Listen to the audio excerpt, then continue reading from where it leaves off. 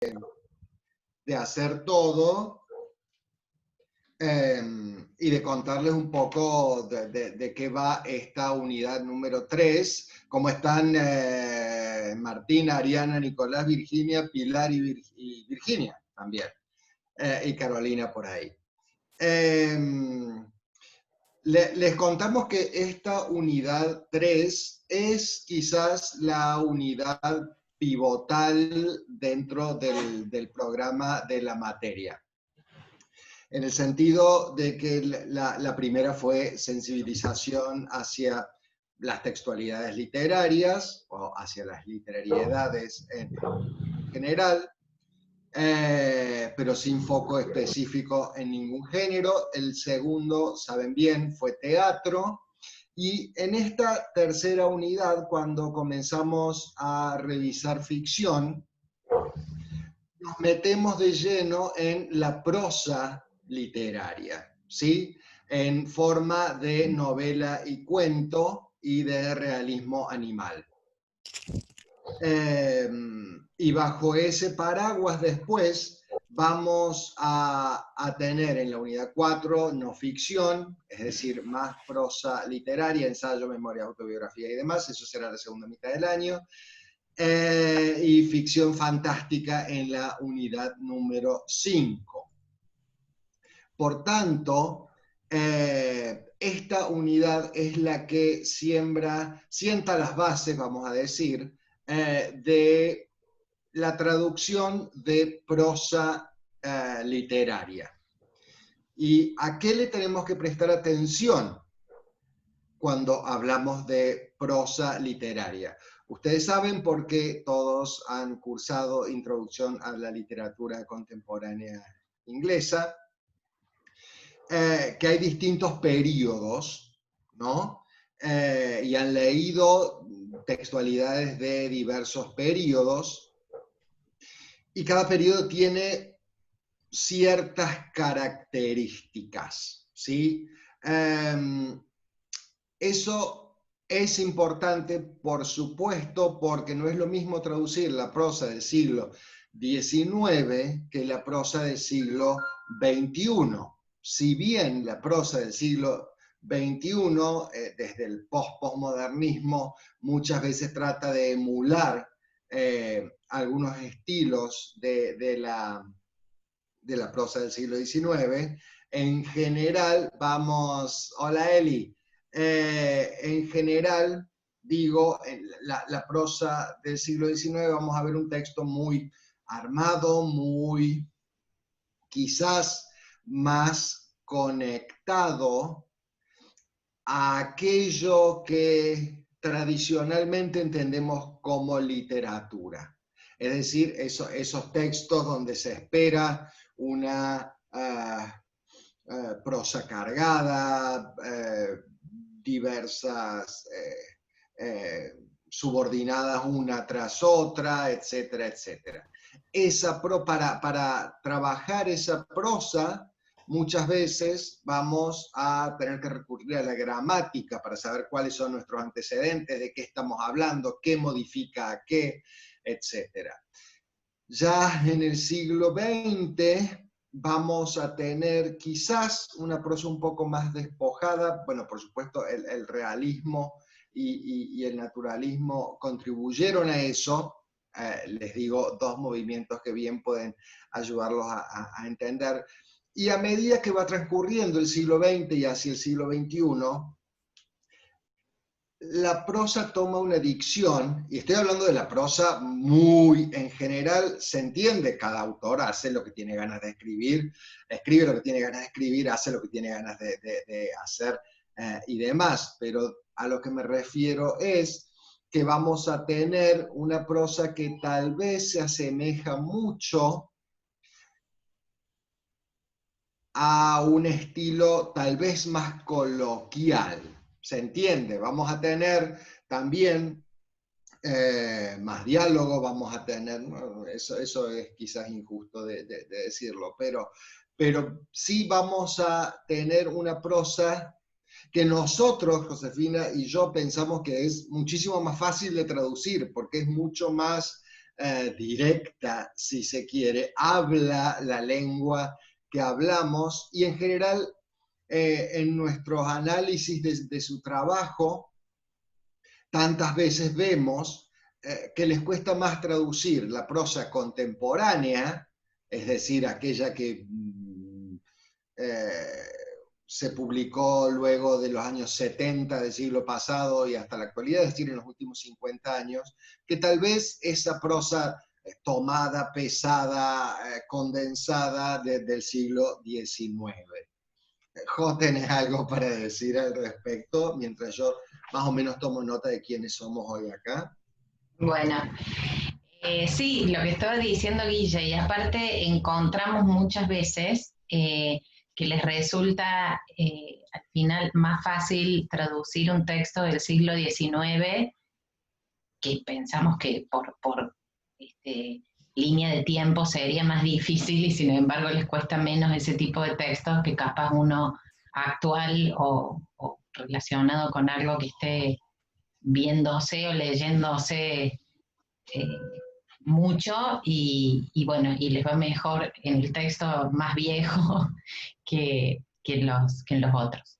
Pero bueno, como dice Guille, es el the core, digamos, de la materia es esta unidad. Virginia, la que no tiene apellido, ¿me recordas tu apellido? Y Miss Agustina también.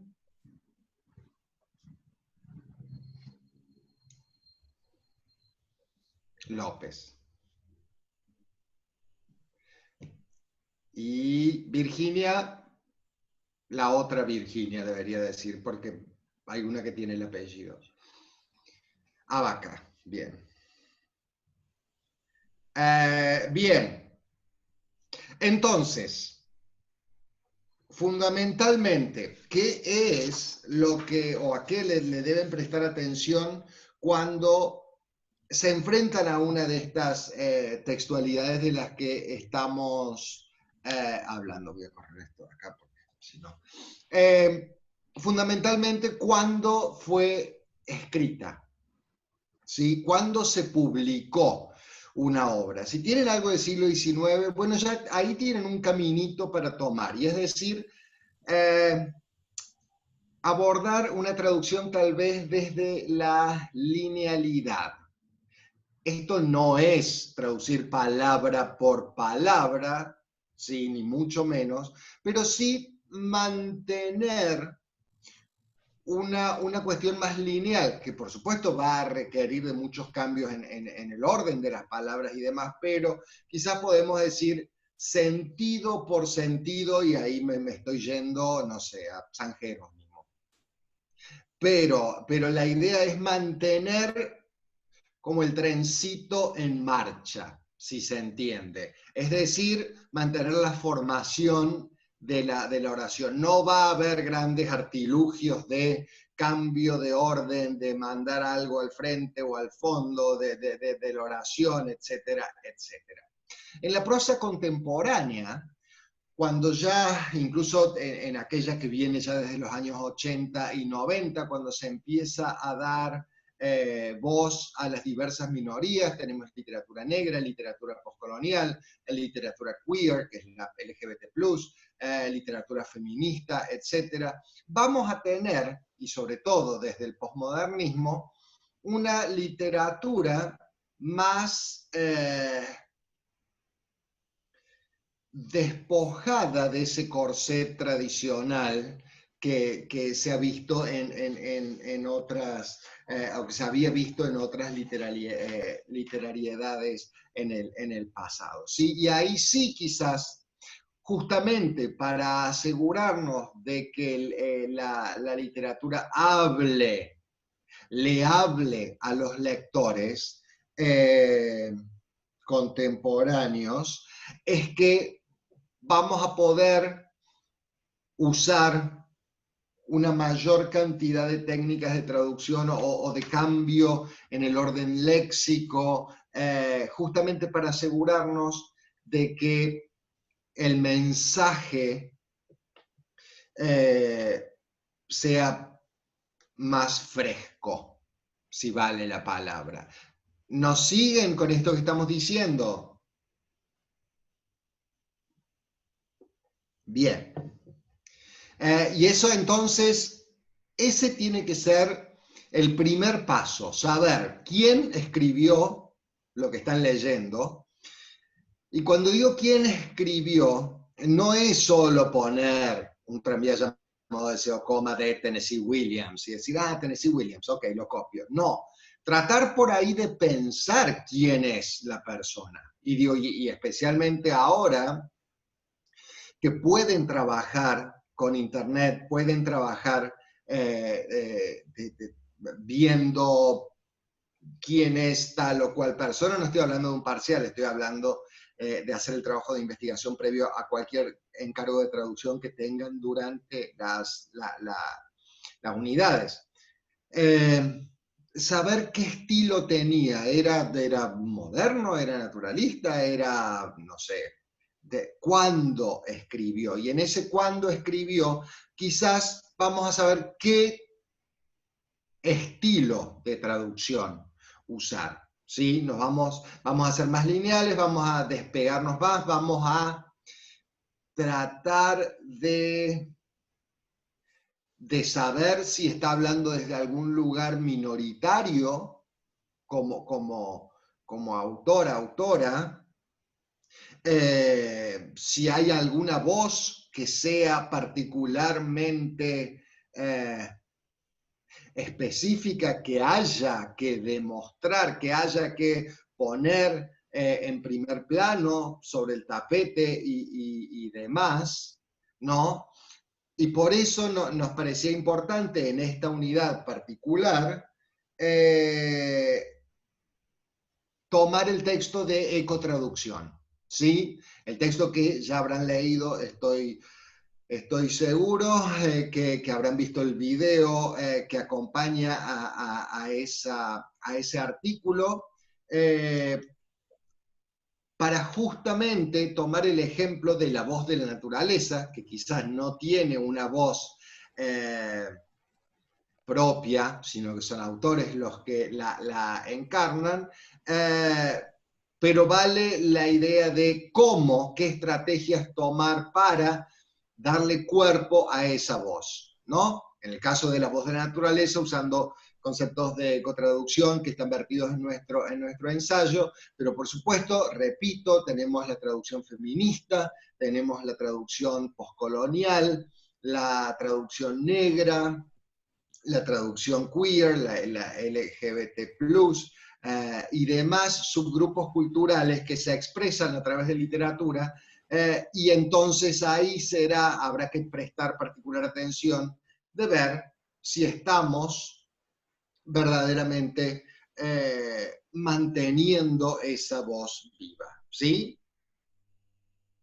Bien. Hola Iván, te veo por ahí, se nos está incorporando Iván, que tuvo problemas técnicos hasta ahora. Todos hemos tenido problemas de uno u otro modo hasta ahora, Iván, así que no te perdiste de nada. Por suerte todo está congelado en el aula virtual, incluso nosotros mismos y las clases anteriores. Jo, ¿te parece que vayamos a No More Photos? Sí, dale, perfecto. Sí. La idea con Guille era corregir hoy en los minutos que tenemos de la clase el encargo que tenían para hoy, que es el de No More Photos de Margaret Atwood. Así que, bueno, como solemos hacer, queremos que alguien lea su versión y sobre esa versión vamos construyendo una. ¿Saben, conocen algo de Margaret Atwood? Pilar, que te vi asintiendo. Sí, o sea, no literariamente, pero la serie de Handmaid's Tale. Y, o sea, leí una parte, pero no la terminé. Y Bueno, también, está muy bueno The Handmaid's Tale. Y también sé que hizo un prólogo para un libro de una escritora argentina, de una abogada, sobre el caso de Belén, esa chica que estuvo presa por un aborto espontáneo. Bien, y ahí tenés justamente entonces un lugar donde meternos. Sabemos que Atwood es una escritora feminista, ¿no? Lo sabemos a través del cuento de la criada y esto y este prólogo que vos mencionás. Por supuesto que Atwood es súper prolífica. José, no, perdón. Hay un ensayo nuestro que habla de cómo, de un enfoque para traducir Atwood, pero no es eco. Y ese va a salir publicado en nuestro próximo libro. Y no Sí. estoy metiendo la idea de nuestro próximo libro que va a salir en octubre y que todo el mundo debería comprar, sino se me acaba de ocurrir y dije, pero si escribimos sobre Atwood. Sí, No. sí. Hemos escrito, pero no lo han leído, Claro. etcétera. Bien, entonces, sabemos que es feminista. Este micro relato habla en cierta medida de ella, voz autoral en su cuento, y eso es interesante para pensar estrategias de qué mantener y qué no. ¿Alguien quiere leer? Can I try? Nicolás, dale. ¿Alguien quiere leer en tándem? Así tenemos dos versiones a la vez. Total es cortito y creo que vamos a llegar. ¿Alguien más? Gisela, te veo tapándote la boca y eso quiere decir que querés hablar. No suele querer decir lo contrario, pero bueno. Dale, habilita el micrófono y largamos con Nicolás. Bien. Vamos a hacer oración por oración. Son muy cortitas, lo sé, pero eso creo que nos va a dar más ritmo. Bueno, arranco por el título. Sí. Al natural, por Margaret Atwood. Bien. Bien. Vamos hasta ahí. ¿Qué título le pusiste vos, Gisela? No, basta de fotos, le puse yo. Bastante. Bien. Sí. Bueno, a ver, tu título, Nicolás, me gusta, es osado, se aleja de la fuente.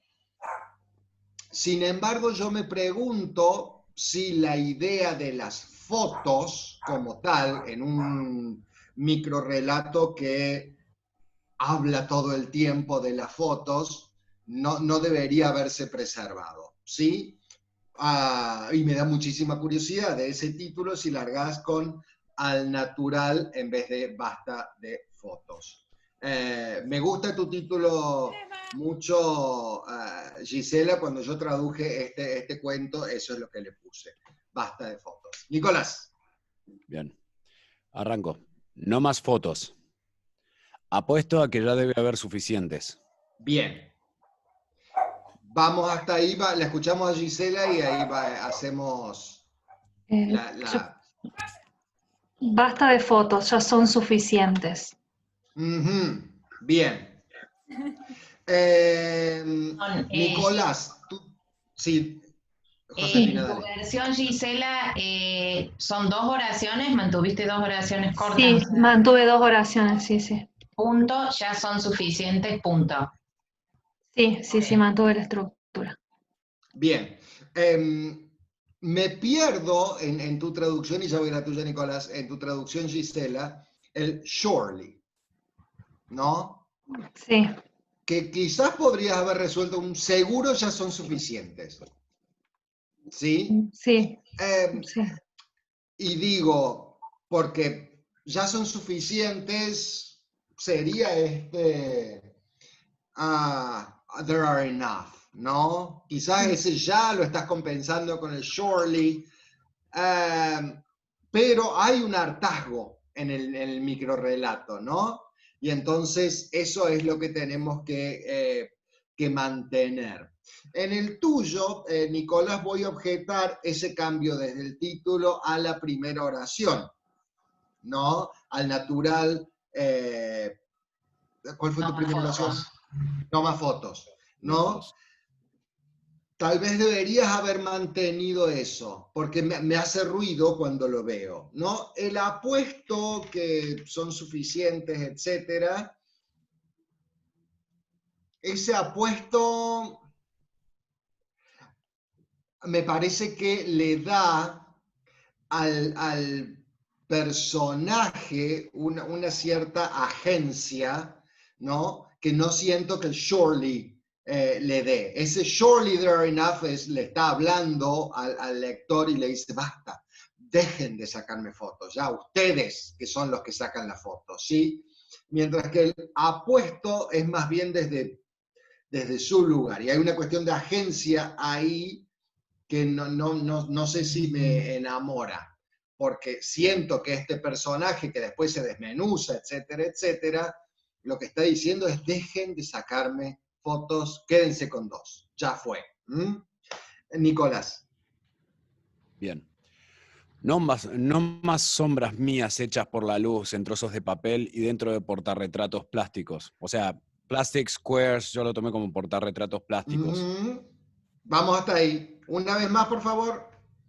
No más sombras mías hechas por la luz en trozos de papel y dentro de portarretratos plásticos. Bien. Gisela. Basta de sombras de mí misma plasmadas por la luz en trozos de papel o en cuadrados plásticos. Pero me suena raro. No lo puedo resolver de otra forma. Estoy de acuerdo. El Squares of Plastic está hablando en realidad del tipo de papel fotográfico, que es medio plástico, no de un portarretrato.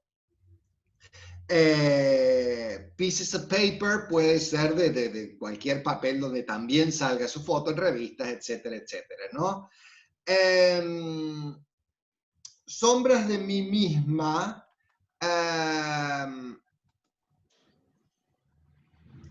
Sombras de mí, no sé si ¿y vos pusiste sombras mías, Nicolás? Así es. El problema de sombras mías es justamente, una vez más, esta agencia. Cuidado con hacer este personaje demasiado empoderado cuando Atwood es una escritora empoderada, pero esta voz de su cuento no lo es. The Shadows of Myself es no soy me, myself, it's a shadow of myself. Piensen que la metáfora de la sombra es muy fuerte, incluso, y yo diría que es casi universal, si no piensen en el tango este que dice una sombra ya pronto serás, ¿no? Bueno, plasmadas en papel o en trozos de plástico, podrían haber sido más literales ahí. Digo, porque el Squares of Plastic es el papel fotográfico, ¿no? Claro. Vamos, Nicolás. No más fotos de mis ojos, bocas, narices, ambientes y malos ángulos. Hasta ahí. Gisela. Me cerro, perdón. Basta de mis ojos, mi boca, mi nariz, mis estados de ánimo, mis malos ángulos. Bien. Eh, fíjense que ese my es my eyes, my mouths, my noses, my moods, my bad angles, ¿sí? Entonces está coordinando todos. En ambas traducciones, medio que fueron y vinieron. A veces le pongo el me, a veces no le pongo el me, etcétera, ¿no? Y acá es cuando yo hablaba de cómo ella se disgrega, hay una disección ahí interesante. Y por supuesto ese no more tiene que replicar el no more de photos y el no more photos de la primera oración y el título, digo, ¿no? Entonces basta de, ¿por qué? Conocemos la figura del lenguaje. ¿Cómo es la figura del lenguaje que repite una frase una y otra vez al comienzo de una oración? Alliteration. No, ese sonido. Era... Ay, Dios, la tengo que... Hay paralelismo, es cierto, o podemos decir anáfora, ¿sí? Anáfora, esa era. Entonces, piensen literariamente también el texto. Si hay una anáfora en paralelismo, pues la mantendremos, ¿sí? Le hago una consulta antes de seguir, profe. Sí. Cuando en el texto se refiere a moods, o sea, yo lo busqué desde la Ahí va, fotografía. estaba yendo justo ahí, Nicolás. En fotografía el término es ambiente. Por correcto. Lo entiendo, pero no. Fíjate que ese mood es estados de ánimo, porque una vez más va hacia ella objeto, ¿sí? Tenemos sus ojos, bocas, narices, estados de ánimos, malos ángulos. Incluso fíjense que es casi una ganancia en la traducción, que moods es una sola palabra y estados de ánimo son tres, y abre el paso a bad angles, ¿no? Que buenos, malos ángulos, y me parece una transición mucho más linda que la del inglés. Pero bueno. Y lo que es importante, Gisela, es que vos usaste singular, quizás pensando en que tenemos una sola nariz y una sola boca, pero es importante mantener el plural porque son muchas distintas, en cada foto es una nariz de ella y una boca de ella, entonces son muchas bocas, muchas narices. Perfecto. Sí. Antes de seguir, profe, sí. Me quedó Bad Angles, me hizo acordar mucho a Mirta Legrand puteando en el famoso programa de TV en el que la filmaron de perfil. En vez de malos ángulos, ¿podría haber utilizado malos perfiles, por ejemplo, o algo así? Lo que pasa es que, fíjate que en la foto un ángulo no necesariamente indica que te saquen de perfil. Te pueden sacar de un ángulo de 60 grados o de arriba o de más abajo, y eso va a ser, si no te favorece, digamos, en la foto, eso sería un mal ángulo, no se refiere al perfil solamente. Bien. De hecho, hay ángulos de abajo que te favorecen, otros que te matan, etcétera, etcétera, etcétera. Digo, en este momento ustedes están sobre dos antologías de libros para favorecer un poco más mi ángulo. Porque si me ven de arriba, no. Si me ven de abajo también. Este es el buen ángulo. Esto es lo que hay. Nicolás. Sí. No más poses de bostezos, dientes y arrugas. ¿Por qué poses? Porque en realidad lo que se captura en una foto muchas veces, o sea, yo lo pensé como una imagen estática, no de una persona como en un paparazzi, sino de una persona que está haciendo una pose y que está siendo objetivizada en base a la pose que está haciendo. Pero fíjate que en realidad es exactamente lo primero. Es la foto que por ahí te toman desprevenido, claro. o qué sé yo, que medio estás bostezando, porque uno si está en el ojo público, lo van a estar fotografiando todo el tiempo, y son esas fotos que por ahí uno vemos de alguien que sale medio... y es la mitad de un bostezo que capaz que duró un segundo, pero la foto captó eso, o justo la mala luz, etcétera, ¿no? Piensen en todas las fotos que vemos de Susana Jiménez, que cuando quieren hacerla quedar bien le ponen las fotos con buena luz, y cuando la quieren hacer, lo están criticando, le ponen esa foto cruel que viene desde arriba y marca todas las arrugas, etcétera, etcétera, ¿no? Gisela. Basta de bostezos, de dientes, de arrugas. Bien. No tengo nada para decir. Está bien. Nicolás. Mejor. Quedan 8 minutos. Aclaración, nomás quedan 8 minutos. No, nos quedan más de 8, nos quedan 12, ¿no? No, 8. 8. Okay. Nos están robando 2 minutos, no. Nicolás. Bueno, sufro de mi propia multiplicidad. Una más. Habrían sido suficientes 2 fotos, 3 fotos, o 4, o 5, pero yo lo enganché ahora y puse que plasmaran esa idea firme y clara. Esa es ella. Correcto. Bien. Gisela. Sí.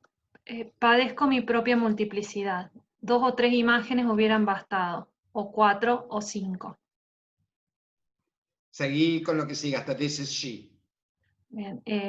Eso hubiera sido suficiente para construir una imagen clara. Esta es ella. Bien.